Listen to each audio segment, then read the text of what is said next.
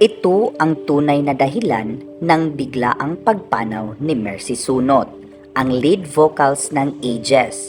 Isang malungkot na balita na naman ang dumating sa buong music industry. Ang isa kasi sa mga icons na Pinoy rock music, maagang kinuha sa kanyang mga mahal sa buhay, si Mercy Sunot. Ang lead vocals at songwriters na si Mercy Sunot ang namaalam noong madaling araw. Namaalam noong madaling araw noong November 18, 2024, pizza ng Pilipinas, dahil sa malupit na sakit na cancer. Maraming fans ang nagulantang at mga kaibigan sa industriya ang nalungkot sa balitang ito dahil nawala na naman ng isang magaling na mga awit ang music scene. Inihatid ng kanyang banda ang malungkot na balitang ito sa kanilang official social media page na gumulat sa maraming followers nila sa edad na 48 at sa maraming beses niyang nagpakita ng katatagan upang labanan ang sakit. Gabi ng November 17, 2024, nang ideklara ng mga doktor sa Stanford Hospital and Clinic sa San Francisco, California, na wala ng buhay si Mercy Sunot. 7 buwan din ang inilagi ni Mercy sa Amerika para sa kaniyang pagpapagamot, but now has found peace and rest. Mercy's voice wasn't just a part of Ages. It was a voice that brought comfort, joy, and strength to so many. Her passion, warm, and unforgettable presence on stage will forever be cherished in our hearts. Let us come together to celebrate the incredible life she lived and the legacy she leaves behind. Mercy, thank you for the music that you've given to us, the love and the memories. You will be deeply missed. Marami rin ang hindi nakakaalam na matagal nang nakikipaglaban si Mercy Sunot sa sakit niyang breast cancer. Hindi rin naman niya ito isinapubliko, pero stage 3 breast cancer na po. Lung cancer ang nadiagnose sa sakit kay Mercy. Pero unti-unting bumubuti ang kanyang kalagayan sa tulong ng chemotherapy. Ngunit ang pagsailalim niya sa lung surgery noong November 12 ang nagpalala sa kanyang kondisyon. Subalit, kung hindi niya ito gagawin, mas malaking problema. Ang malalaman ay kaharapin niya sa hinaharap. Ipag-pray niyo ako guys, please. Pag-pray niyo ako na matapos na itong pagsubok na to. Yan ang narinig na mensahe kay Mercy.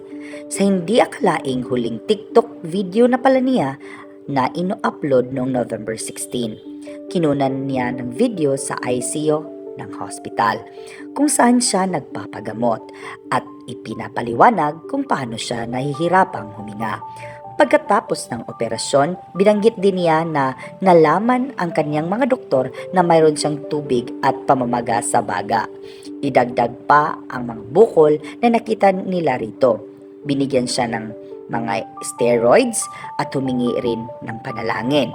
November 7, 2024 ay napanood din ang kanyang mensahe sa 48th birthday niya na nagdiwang mag-isa. Dahil malayo siya sa kanyang mga mahal sa buhay, sinabi niya na mahirap ang mag-isa. Pero no choice siya dahil kailangan niyang tiisin ang kalungkutan dahil sa pagpagamot. Tanging ilang mga Pinoy staff ang karamay niya kapag oras ng mga gamutan. Ang kaibigan na si Iris Posidon ang nagiging katuwang niya sa mga malungkot na araw na kailangan niya ng karamay. Sa kanyang pinagdadaan ng sakit, ikinikwento ni Aris na noong maghahating gabi na, nagkakagulo na ang mga staff sa hospital. Doon siya sinabihan ng nurse na bumaba na daw ang auto saturation o oxygen level ni Mercy. At tumaas na rin ang heartbeat. Kinakailangan din niyang mailipat agad sa ICU. Inflammation sa lungs ni Mercy Sunot matapos ang operasyon ang nakikitang sanhi ng pagbaba ng oxygen at pagtaas ng kanyang heartbeat. Isama na raw dito ang pakiramdam ni Mercy na hindi makatulog, nervous at stress. Naibalita naman ng ABS-CBN sa noong November 8 na nakita pang umattend sa show ng mga aawit na si Eva Henyo sa Hayward, California Si Mercy, bagamat hindi siya nakatakdang mag-perform bilang guest artist, nagatid pa rin siya ng ilang kanta pagkatapos ng performance ni Eva dahil na rin sa kahilingan ng audience, nabanggit din na nakatanggap din si Mercy ng ilang regalo. Mula sa kanyang mga tagahanga, sinabi rin ng isang kaibigan ni Mercy na gusto ng singer na makauwi na sa Pilipinas noong November 16, ngunit hindi ito nangyari dahil hindi nakuha ni Mercy ang permit to travel back dahil sa kanyang mahinang kondisyon. Ilan sa mga kilalang personalidad sa showbiz nakitang nagpapahatid ng kanilang pakikiramay sa pamilyang Mercy Sunot. Isa sa mga nalistahan si Pukwang na sobrang ang papasasalamat sa singer dahil sa mga kantang ibinabahagi nito sa masa. My Idol Mayor, rest in peace. Salamat sa mga awitin. Salamat sa iyong tinig. Dol Mayor, rest in peace. Salamat sa mga awitin. Salamat sa iyong tinig. Ang non-star 88 singer na national ba ay nagpapahati din ng kanyang pakikiramay sa mga naiwan ni Mercy. Ang independent record label na Alpha Music Corporation naman na kanilang naging katuwang sa paggawa ng mga hits album. Dinala rin sa kanilang mga Instagram ang pagbibigay pugay nila kay Mercy para sa kanyang kontribusyon sa industriya ng musika. One of the powerhouse vocalists of the band Ages. She's the voice behind the hit song Luha.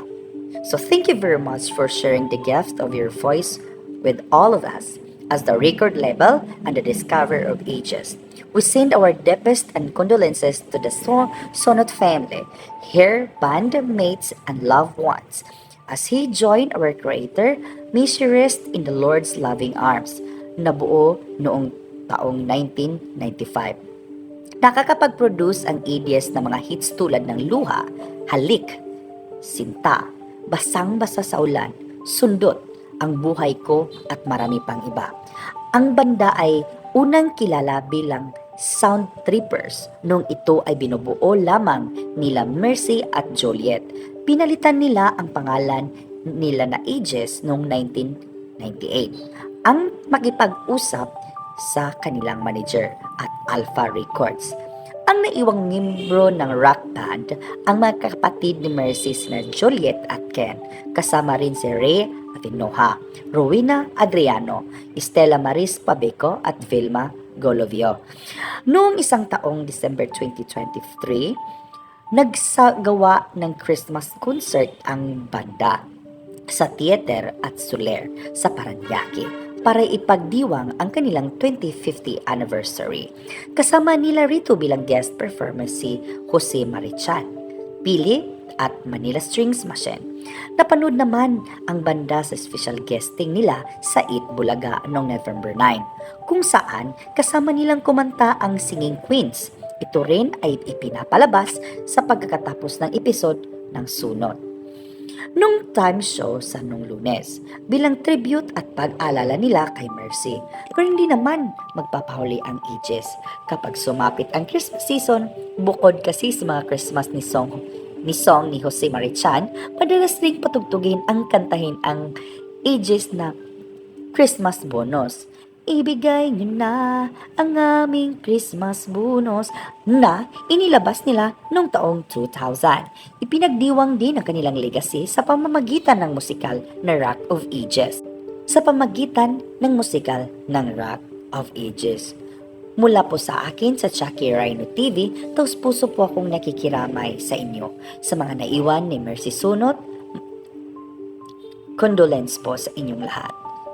Naway pagpalain po kayo ng Panginoon at salamat sa mga ibinahagi mo sa amin na kanta. Maraming salamat po. Don't forget to subscribe my YouTube channel, Chucky Rhino TV.